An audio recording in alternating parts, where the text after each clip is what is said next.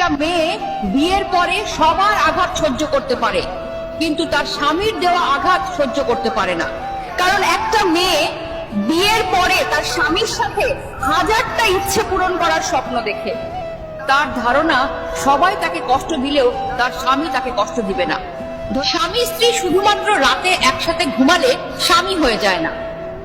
স্বামী হতে হলে স্ত্রীর মন বুঝতে হয়, তার খেয়াল রাখতে হয়, স্ত্রীকে ভালো রাখার চেষ্টা করতে হয়। এমন অনেক পুরুষ আছে যাদের স্ত্রীর সাথে কোনো মনের মিল নেই, কোনো ভালোবাসার সম্পর্ক নেই, শুধুমাত্র সমাজের জন্য লোক দেখানো একসাথে থাকা। যার স্বামী এমন, শুধুমাত্র সেই মেয়েটাই বোঝে জীবন্ত লাশ হয়ে বেঁচে থাকাটা কতটা কষ্টের।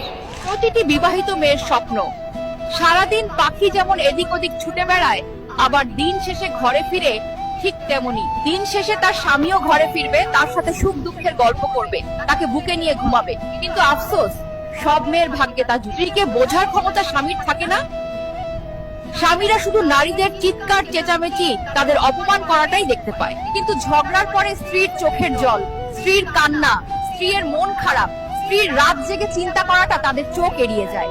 একজন নারীকে তার স্বামীকে সত্যিই সবসময় কাছে চায়, আপন ভাবে সমস্ত কিছু বলতে চায়, কোনো বিপদে প্রথমে তাকেই পাশে চায়। এটা বোঝার ক্ষমতা বোধহয় স্বামীদের কোনোদিনই হবে না। আপনারা কি একমত আমার সাথে?